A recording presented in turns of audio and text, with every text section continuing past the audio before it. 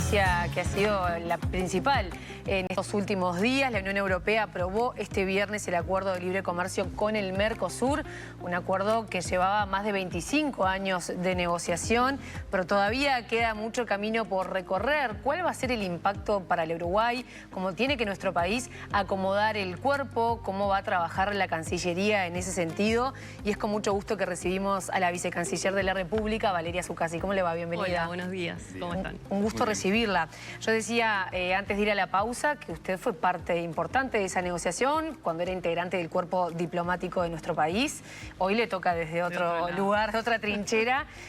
¿Cuál es la sensación? La sensación siempre que termina dando algún tipo de avance esta negociación es de satisfacción, porque la verdad que estamos acostumbrados a años de frustraciones en donde por más que se hacían todos los esfuerzos posibles, habidos y por haber técnicos, políticos y demás, siempre nos encontramos con una pared. Entonces cada vez que se da un paso de estos, de una envergadura tan grande como lo es la firma finalmente, la primera sensación es una alegría. Pero también una cierta cautela, reconociendo que este es un acuerdo que, como bien decías, ha tenido idas y vueltas que nos hacen tener que pensar que en el futuro todavía vamos a encontrar dificultades y que esto no está hecho aún. Es decir, por más que lo firmemos el próximo sábado en Asunción, no es que a partir del día siguiente vamos a tener el acuerdo ahí para aprovecharlo, sino que todavía queda trabajo por hacer para que eso suceda. Bien, entra en el terreno parlamentario, ¿no? Tanto para nuestro bloque como para la Unión Europea.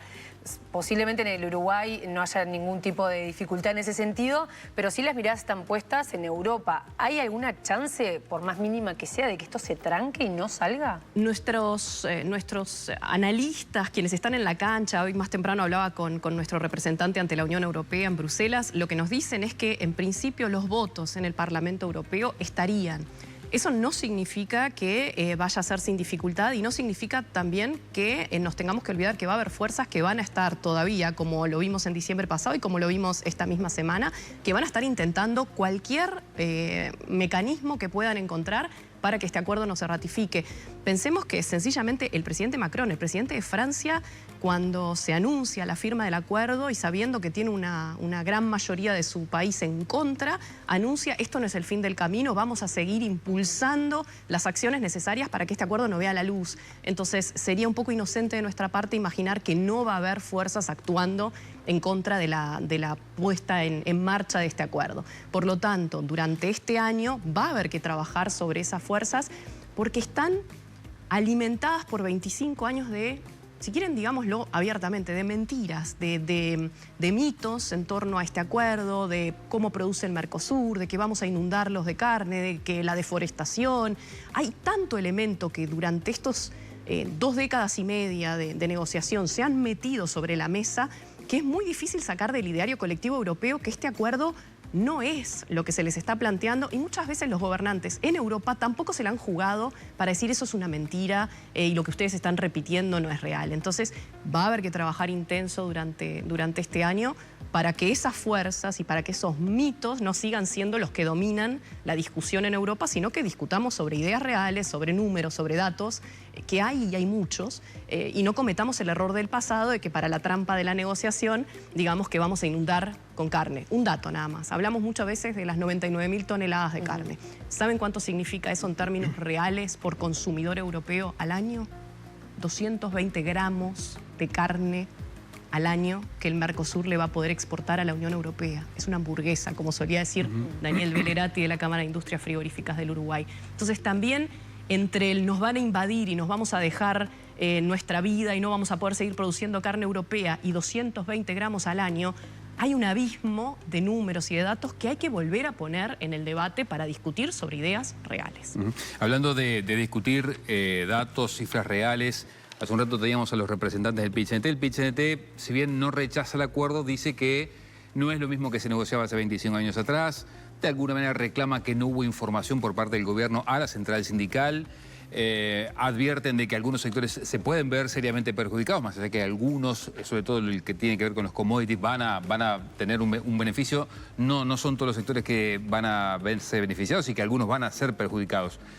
¿Cuál es la primera respuesta que tiene la Cancillería? Yo creo que de alguna forma, y lo escuchaba, es verdad, más temprano a José cuando hablaba, de alguna forma acá tiene que ver también con cómo se cortó el ciclo de la negociación que venía hasta 2019, se interrumpe con un acuerdo que estaba cerrado desde ese año y se retoma el año 2024 y no se explica bien qué es lo que se abre. Punto número 1. El acuerdo sigue siendo exactamente el mismo que se comenzó a negociar hace 25 años. Es decir, sigue conteniendo 3 pilares: el comercial, el de cooperación y el político. ¿Qué es lo que se hizo? Y esto por decisión europea. Se juntó el pilar político y de cooperación en uno y se separa el comercial porque ellos le llaman materia exclusiva. Es decir, lo comercial, la propia Comisión Europea puede decidirla porque es supranacional. No así político y cooperación. Pero eso significa que el acuerdo que va a entrar al Parlamento uruguayo para ser ratificado es solo el comercial. No, de ninguna manera. Para nosotros entra lo político, cooperación y comercial a ratificación completa del Parlamento uruguayo. ¿Qué es lo que va a pasar del lado europeo? El lado europeo, con la simple ratificación por parte del Parlamento Europeo de la parte comercial, eso puede empezar a regir, es decir, las cuotas van a estar vigentes.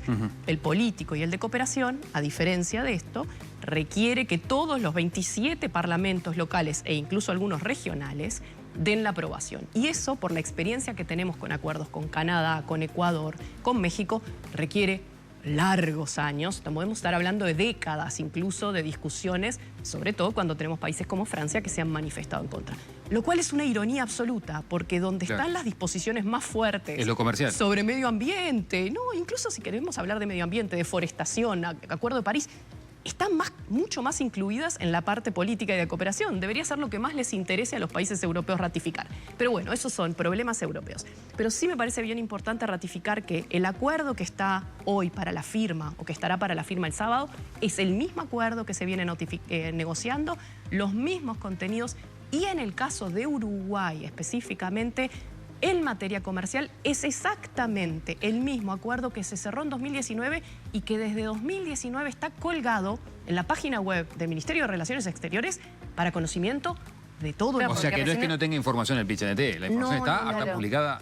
Exacto. Olivera pedía transparencia y pedía además una reunión próxima con Cancillería. De hecho, estuvimos hablando con ellos el 22 de diciembre estuvimos reunidos en la sede del PIT-CNT, hablando con mi equipo, hablando de estos temas, y no solamente del acuerdo con la Unión Europea. Yo entiendo que lo que ellos todavía necesitan, por ejemplo, comprender es cómo se va a integrar el sector trabajador a la gobernanza del acuerdo, que es una preocupación que nosotros compartimos y que ya les dijimos que la vamos a discutir juntos. También ellos hablan mucho de conocer los estudios de impacto. Desde mayo del año pasado nosotros empezamos con el apoyo del BID y en conjunto con el Ministerio de Economía y Finanzas, el Ministerio de Ganadería, Agricultura y Pesca, el Ministerio de Industria, un trabajo que es de análisis sectorial, es decir, no dar los números agregados, es decir, crecimiento del PBI per cápita, crecimiento de las exportaciones, crecimiento del trabajo, sino ir sector por sector y tratando de identificar los que tienen más preocupaciones para ver cómo va a impactar el acuerdo. Y eso, el PIT ha sido parte del ejercicio, ellos han participado, los hemos invitado desde el principio y saben que el fracaso del 20 de diciembre de alguna manera sacó un poquito de presión. Estábamos apurando mucho al BID para tener ese trabajo pronto. Ahí se descomprimió, pero estamos a días de que ese trabajo empiece a estar disponible y ellos, como todos quienes han participado en este proceso, van a tener la información también. Bien, ahora podemos hablar un poco también del impacto, porque me imagino mucha gente en su casa ve, ¿no?, al Ejecutivo y a la política celebrar esto, pero no entiende el alcance. Pero quería consultarle por otro actor que tiene que ver con el Ejecutivo, que es el Ministro de Trabajo, Juan Castillo, que días antes de la concreción de una nota al diario El Observador y dijo, porque si solamente acabamos por ser invadidos por productos elaborados en otro lugar, quiero ver cuál es el rol entonces que tienen los trabajadores y las trabajadoras de nuestro país en la producción.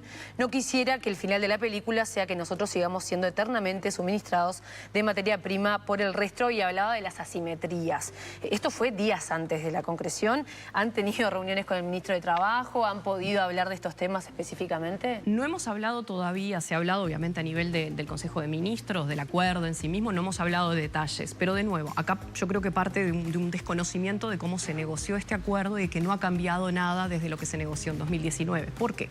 Las asimetrías han sido siempre parte del proceso de negociación. Eso hace que, mientras que la Unión Europea elimina la mayor parte de los aranceles en los primeros 4 años de vigencia del acuerdo, el Mercosur lo hace en 15 años. Eso es una señal de asimetría, es decir, nos damos más tiempo para ajustarnos al ingreso de productos europeos. Segundo elemento de asimetrías, por primera vez en una negociación, el Mercosur otorga cuotas de acceso para productos que identifica sensibles.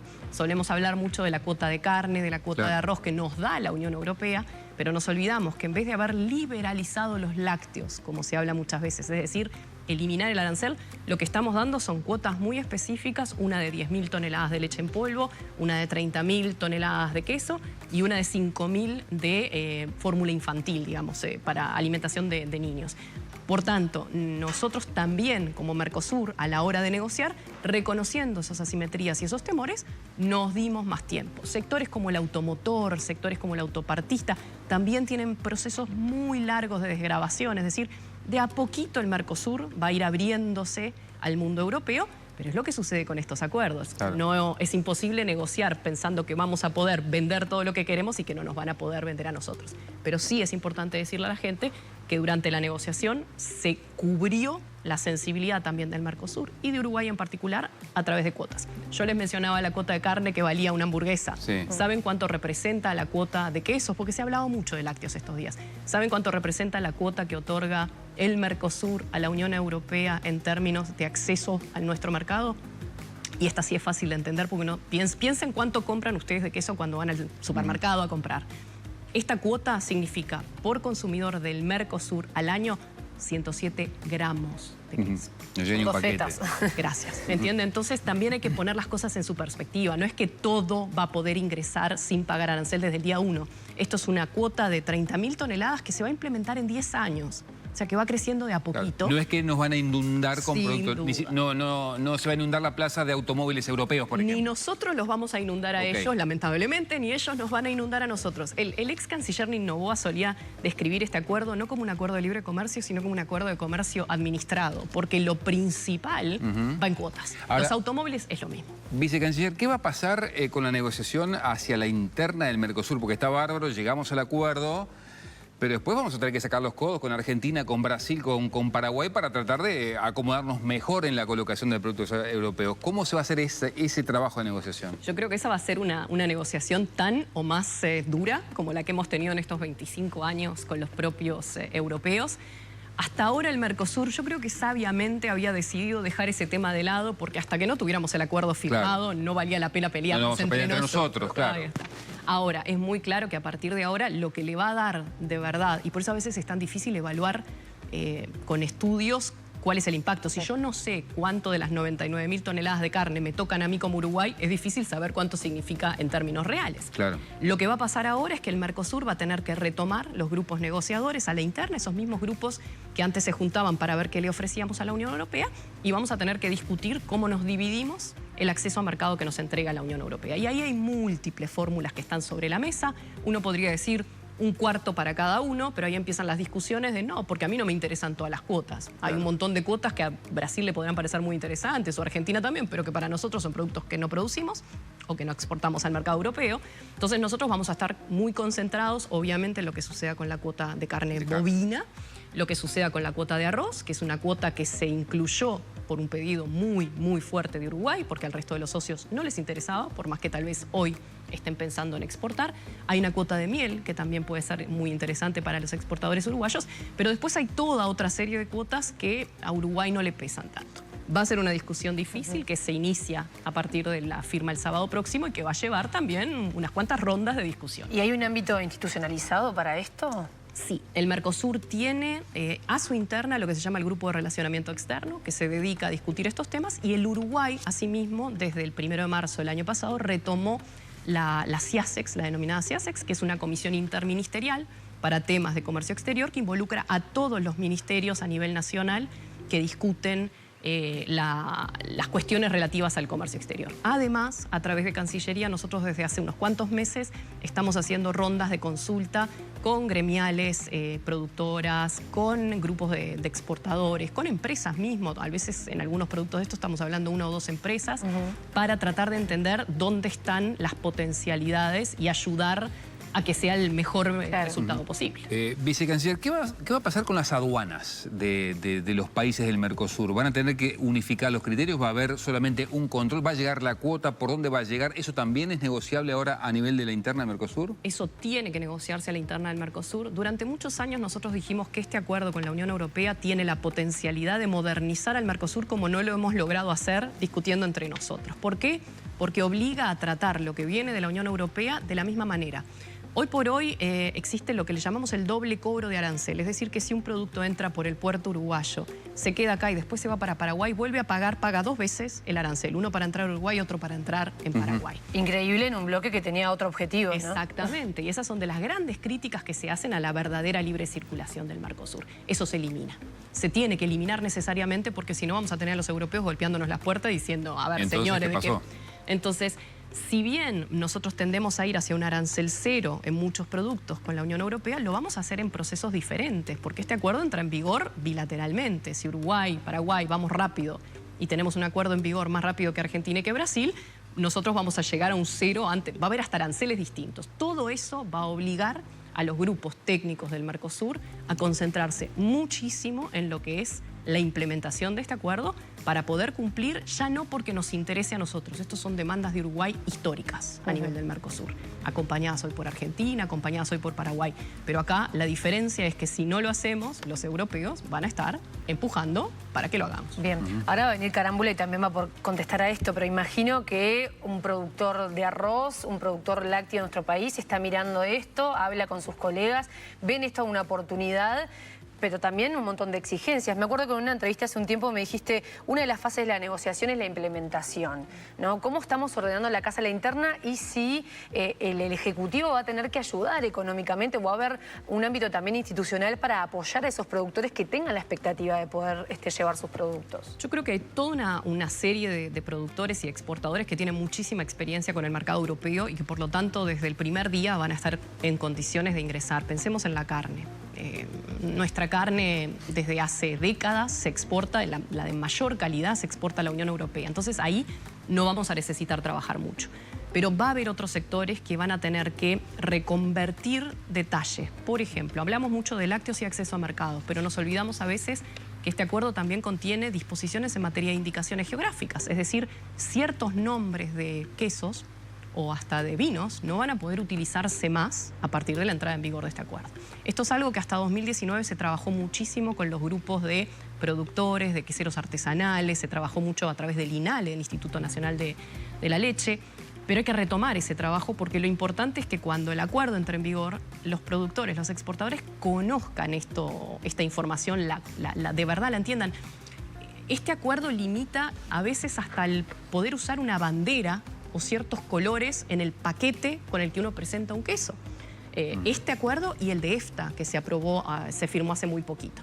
Entonces, el trabajo que estamos haciendo en conjunto también con el BIDI, que involucra muchísimo al Ministerio de Ganadería, Agricultura y Pesca, implica encontrar las mejores formas de acercarnos a las asociaciones de productores, salir de Montevideo. No, esto no puede ser solo talleres y seminarios en Montevideo a través de las cámaras. Tenemos que acercarnos a los diferentes departamentos, a donde están nucleados los principales productores y poder explicar ¿Y puede las haber oportunidades. algún tipo de subsidio por parte del Estado justamente para los productores para ayudarlos a estos cambios?